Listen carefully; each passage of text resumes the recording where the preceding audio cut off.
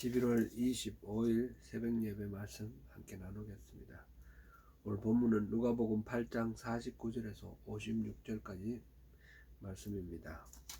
함께 봉독하시겠습니다. 누가복음 8장 49절부터 56절까지입니다. 아직 말씀하실 때에 회당장의 집에서 사람이 와서 말하되 당신의 딸이 죽었나이다. 선생님을 더 괴롭게 하지 마소서 하거늘 예수께서 들으시고 이르시되 두려워하지 말고 믿기만 하라. 그리하면 딸이 구원을 얻으리라 하시고 그 집에 이르러 베드로와 요한과 야고보와 아이의 부모 외에는 함께 들어가기를 허락하지 아니하시니라. 모든 사람이 아이를 위하여 울며 통곡하매 예수께서 이르시되 울지 말라. 죽은 것이 아니라 잔다 하시니 그들이 그 죽은 것을 아는 고로 비웃더라. 예수께서 아이의 손을 잡고 불러 이르시되 아이야 일어나라 하시니 그 영이 돌아와 아이가 곧 일어나거늘 예수께서 먹을 것을 주라 명하시니 그 부모가 놀라는지라. 예수께서 경고하사 이 일을 아무에게도 말하지 말라 하시니라. 아멘. 회당장 야이로의 딸을 고치기 위해서 급히 가시던 중에 그 12년 동안 혈루증을 앓던 한 여인을 그 병을 고쳐준 사건이 어제 우리가 살펴본 그런 내용이었습니다. 이 놀라운 일이 벌어지는 동안에 옆에서 마음을 졸이고 있던 사람이 한 사람이 있었습니다. 바로 회당장 야이로죠. 딸이 지금 곧 숨이 넘어가는 그런 상황에서 급하게 예수님을 부르러 달려왔고 급하게 가던 중이었는데 또 난데없이 또 어떤 여인이 중간에 끼어서 방해꾼 노릇을 하고 있는 그런 상황입니다. 아니나 다를까 회당장 야이로의 집으로부터 불길한 소식이 들려왔습니다. 아직 말씀하실 때에 라고 했으니까 이 혈루증 앓던 그 여인과 아직 대화가 끝나지 않은 그 상태에서 야이로의 집에서 사람이 왔습니다. 그래서 당신의 딸이 죽었다 라고 말합니다. 더 이상 선생님을 괴롭게 하지 마소서. 더 이상 예수님이 가셨어도 어떻게 해볼 도리가 없는 상황. 죽음은 모든 소망이 다 끝나는 절망의 상황이죠. 이제 다 끝났으니까 더 이상 선생님 괴롭게 하지 마시고 그만 이 사실을 받아들입시다. 그렇게 이제 얘기를 하는 것입니다.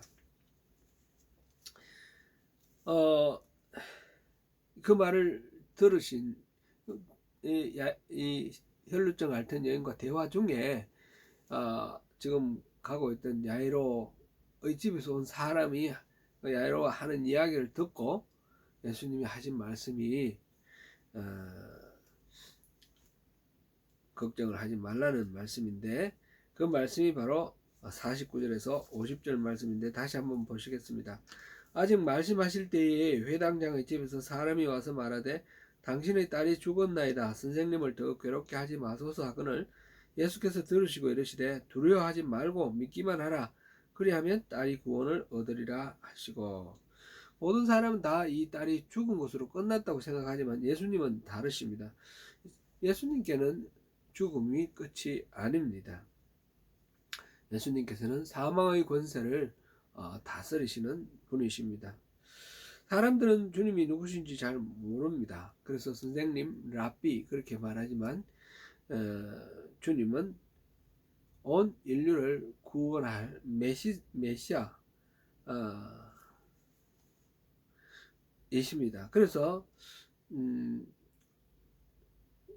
예수님께서는 회당장에게 두려워하지 말고 믿기만 하라. 그리하면 내 딸이 구원을 얻을 것이다. 이렇게 말씀하십니다. 주님의 말씀은 구원에 관한 강한 메시지죠. 믿으면 구원을 얻을 것이다. 여기서 믿는다라는 것은 무슨 의미일까요? 바로 앞에서 우리가 지금 8장에서 나오는 네 가지 이적 보고 있는데, 첫 번째 이적, 풍랑을 잠잠하게 하실 때 제자들에게 믿음이 너희 믿음이 어디 있느냐 그렇게 말씀하셨어요. 예수님을 그렇게 믿고 따르던 제자들이었지만 믿음이 없다는 그런 말씀을 하셨는데, 이 회당장에게 하시는 말씀 속에서도 두려워하지 말고 믿기만 하라 그렇게 말씀하십니다. 이 믿는다라는 것은 뭐 풍랑을 잠잠케 해주실 것을 믿는다든지, 또는 이 야이로의 딸을 살려주실 것을 믿는다든지, 우리가 무엇을 어떻게 할 것이라는 그런 차원의 믿음을 얘기하는 것 같지는 않습니다. 예수님 자신을 믿으라는 것입니다. 예수님을 믿으면 그 외에 나머지 것들은 예수님을 믿는 그 믿음 안에 다 녹아 들어가는 것입니다. 예수님을 하나님의 아들로, 구세주로, 메시아로 믿으면 그것이 뭐 풍랑이 잠잠해지든지, 아니면 풍랑 가운데 뭐 아무 탈 없든지, 어떻든 거기에는 예수님이 하나님의 아들이심으로 또 모든 것들을 다 감당하시고 우리 삶에 대해서 모든 것들이 하나님의 뜻이 이루어진다는 것이죠. 내가 뭐 편하다든지, 내가 뭐 괜찮다든지, 그런 차원의 나 자신의 생각도 아니고 어떤 대상 자체의 문제도 아닙니다. 그러니까 우리가 이 믿음이라는 것에 대해서 좀 더 깊이 좀 이야기해 보면, 깊이 좀 묵상해 보면 좋겠습니다. 지금 이 상황 속에서 야이로의 딸에게 믿기만 하라, 그러면 딸이 구원을 얻을 것이다, 이렇게 말씀을 하고 계시는데, 한번 계속해서 보겠습니다. 51절부터 53절까지 읽어봅니다. 그 집에 이르러 베드로와 요한과 야고보와 아이의 부모 외에는 함께 들어가기를 허락하지 아니하시니라. 모든 사람이 아이를 위하여 울며 통곡하며 예수께서 이르시되 울지 말라, 죽은 것이 아니라 잔다 하시니, 이때 당시 유대인들의 장례 풍습에 의하면 우리나라는 보통 3일장, 5일장 뭐 이렇게 일정한 기간 동안 준비를 하고 장례를 취하는데, 이 이스라엘 사람들은 당일날 장례하는 것이 보통이라고 합니다. 금방 이 딸이, 그리고 아직 애기니까, 어린 아이니까 거창하게 뭐 할 건 아니죠. 이제 이 아이가 죽었으니까 그 엄마를 비롯해서 많은 사람들이 와서 통곡하면서 지금 장례를 준비하고 있습니다. 지금 아빠가 왔으니까 가서 이제 묻으면 끝나는 그런 상황입니다. 그런데 주님은 사람들에게 울지 말라고 하면서 죽은 것이 아니라 잔다 라고 말을 하십니다. 사람들은 이 죽은 것 여러 가지로 확인을 했겠죠. 뭐 그냥 잠자는데 죽었다고 말하지는 않을 것 아닙니까? 아파서 그동안에 막 목숨이 경각에 달려서 애쓰는 그런 가운데 예수님을 부르러 아빠가 달려갔으니까, 집안에 남아있던 사람들은 나름대로 또 하다가 더 이상 이 아이가 숨쉬지도 않고 맥도 없고 죽은 것을 확인하고 지금 소식을 전하고 장례를 준비하고 있는데, 예수님께서 난데없이 죽은 것이 아니다, 잔다 라고 하니까 사람들은 오히려 예수님을 비웃었습니다. 예수님은 그들의 반응과는 상관없이 아이의 부모와 베드로와 요한과 야고보를 데리고 들어가셨습니다. 항상 보면 예수님께서 요한과 야고보와 베드로, 이 세 사람을 특별하게 이렇게 다른 제자들과도 좀 다르게 대하시는 걸 봅니다. 변화산 사건에서도 보면 이 세 사람을 데리고 가셨죠. 겟세마네 동산에서도 다른 제자들과 달리 좀 더 가까이 이 세 사람을 데리고 가시는 그런 장면을 봅니다. 아마 이 세 사람은 다른 사람들에게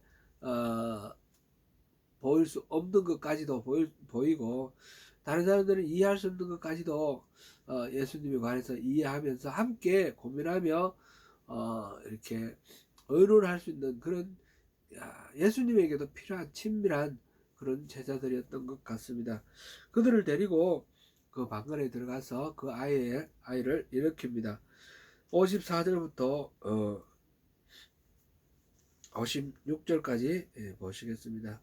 예수께서 아이의 손을 잡고 불러 이르시되 아이야 일어나라 하시니 그 영이 돌아와 아이가 곧 일어나거늘 예수께서 먹을 것을 주라 명하시니 그 부모가 놀라는지라. 예수께서 경고하사 이 일을 아무에게도 말하지 말라 하시니라. 아이가 다시 살아났습니다. 예수께서 손을 잡고 아이야 일어나라. 마가복음에서는 달리다굼 그렇게 말을 했습니다. 그렇게 말씀하시니까 이 아이가 일어났습니다. 영이 돌아왔다 그런데 잠깐 뭐 가사 상태에서 다시 깨어났다 이런 차원이 아니라 죽은 상태는 영과 육이 분리된 상태였습니다. 그랬는데 다시 회복되어서 생명의 상태로 회복되었습니다. 예수님께서 이렇게 죽은 자를 살리신 이야기는 바로 앞에 7장에서 나인성 과부의 아들을 살리신 이야기도 있지요. 요한복음 11장에서 보면 죽은 나사로를 죽은 지 나흘째 되는 날 살리신 그 일도 있습니다. 예수님께서는 죽음까지도 다스리시는 분이시라는 것을 이렇게 보여주는 그런 사례들입니다.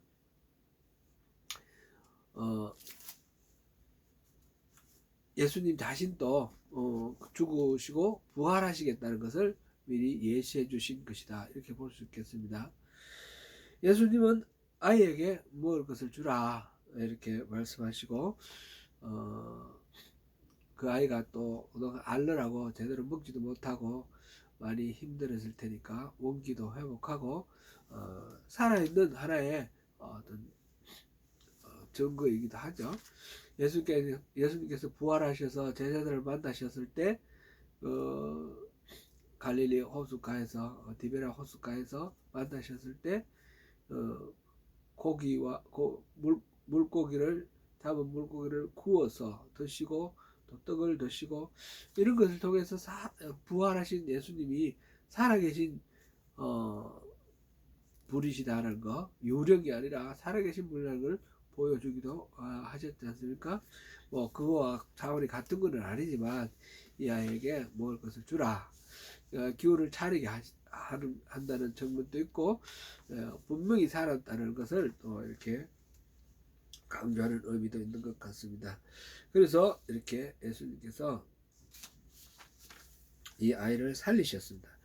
마지막에 보니까 이 일을 아무에게도 말하지 말라 하셨습니다.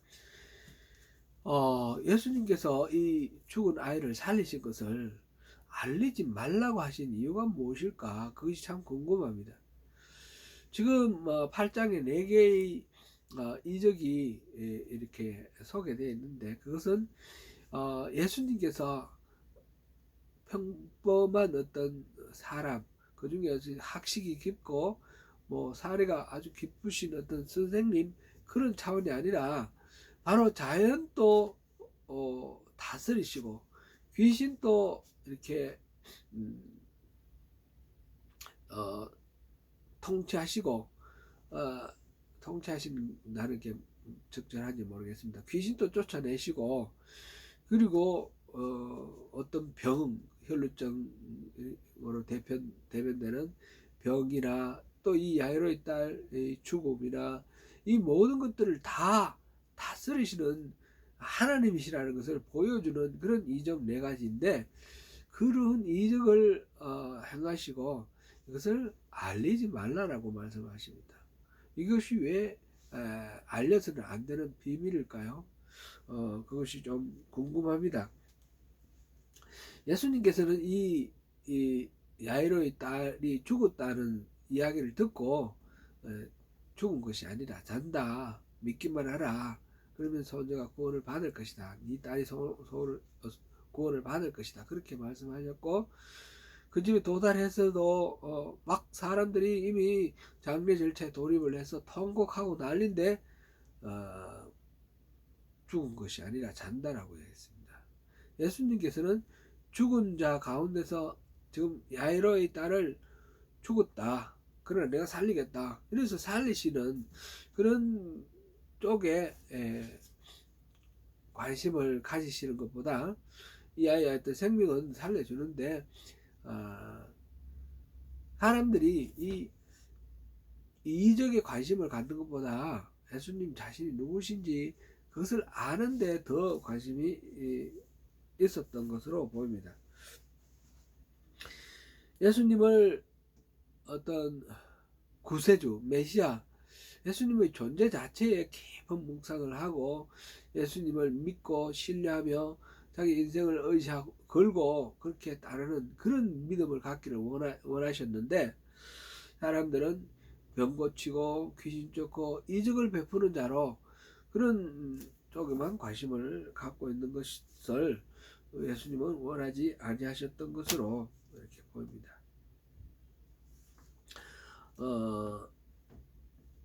앞에서 마태복음 8장에 보면 그 나병 환자를 고치는 경우에도 상가 아무에게도 이 일을 이르지 말고 다만 가서 제사장에게 몸을 보이라. 이 나병 환자가 고침 받는 데는 고침 받고 회복되고 정상적인 삶을 살도록 도우시는 데는 관심이 있지만, 예수님께서 뭔가 이렇게 이적을 베푸시는 분이다라고 알려지는 것, 그 자체는 좀 이렇게 조심시키시는 그런 장면이죠. 예수님은 기적을 통해서 자신이 하나님이심을 보이려고 하지 아니하셨습니다. 예수님은 공생애를 시작하기 전에 마귀의 시험을 받을 때 그런 시험이 있었습니다. 높은 곳에 뛰어내리라, 그러면 천사들이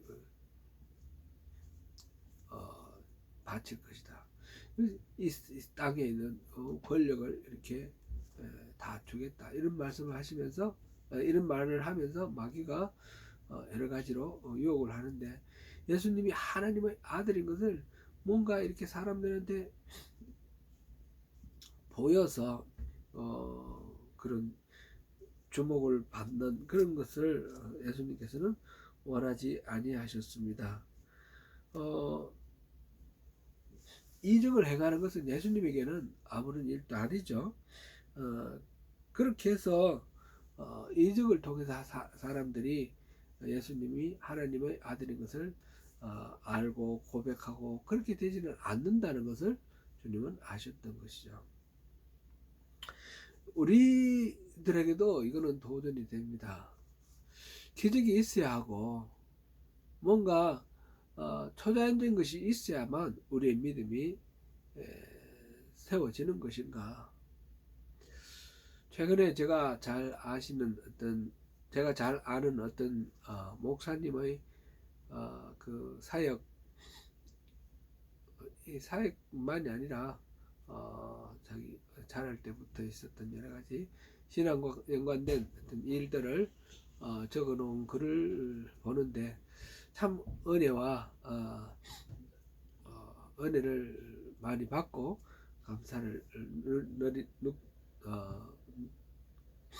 감사의 마음을 품으면서 그걸 다 읽고 있는데, 한편으로는 또 그런 마음이 제 안에 솔직히 있었습니다. 이분에게는 어떻게 이렇게 참 기적들이 많이 일어나고 하나님이 살아계신 것을 그렇게 선명하게 잘 그렇게 보여주셨는가. 나의 저의 어떤 사역 속에서는 참 그런 일이 많이 기다리고 기대했지만 별로 일어나지 않았는데, 물론 저에게도 그런 것들이 뭐 전혀 없었다라고 말씀을 드릴 수는 없지만 흔한 것은 아니었는데 그 목사님의 이야기를 이렇게 보면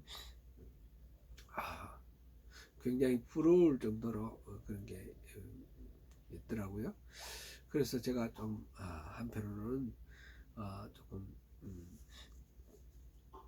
부러움과 함께 내겐 왜 그런 것이 없었을까 하는 회의 같은 것도 물론 불필요한 것 같은데 있었습니다. 정직하게 제가 고백합니다. 그러면서 오늘 이 말씀 보면서 예수님께서 왜 이적을 사람들에게 이렇게 막 널리 알리고 내가 이런 이적을 하니까 너희들 난 믿어라 이렇게 말씀하지 아니하시고 이거를 자꾸 숨기려고 숨긴다는 표현은 어떤지 모르지만 떠벌리지 아니하는 아무에게도 말하지 말라 이렇게 말씀하셨을까? 이적을 통해서 믿는 것이 아니라 우리가 하나님 말씀이 이미 성경에 들어있지 않습니까? 기록되어 있지 않습니까? 지금 예수님을 따라다니는 제자들이나 예수님을 만나서 직접 이런 것을 겪고 있는 이 야이로나 모두에게 단순히 이적을 행하는 자가 아니라 예수님 자신이 어떤 분이신가를 알기를 원하시는 그 마음, 믿기 때문에 덤으로 이적을 경험하는, 이적을 보기 때문에 믿음을 갖는 것이 아니라 그런 믿음을 원하시는 것이 아닐까 생각합니다. 이적을 보지 않더라도 이분이 하나님의 아들이시고 그리스도시기 때문에 이분에게 우리 삶을 다 의탁하고 맡기는 것. 우리가 예수 믿으면서 그렇게 초자연적인 일이 일어나야만 예수 믿는 것이 아니고 그런 건 내가 아무것도 일어나지 않더라도 우리가 예수님을 믿으니까 예수님이 어떤 분인지 아니까 주님께 우리가 더 가까이 나아갈 수 있고 우리 삶을 의탁할 수 있는 그런 믿음, 이적을 믿는 것이 아니라 예수님을 믿는 믿음, 그런 믿음을 이 마지막 이 말씀 속에서 우리에게 또 요청하시는 것으로 이해됩니다. 사랑하는 성도 여러분, 주님을 더 많이 신뢰하시고 더 굳게 주님 말씀 위에 서서 주님과 깊은 교제를 이루시면서 주님을 알고 사랑하고 신뢰하고 그리하여 주님의 마음을 시원하게 해드리는 주님의 동역자로서 오늘의 하루도 승리하시기를 축원합니다. 더 깊은 기도와 또 묵상으로 주님께 한 걸음 나아가시길 바랍니다. 이상으로 마치겠습니다. 감사합니다.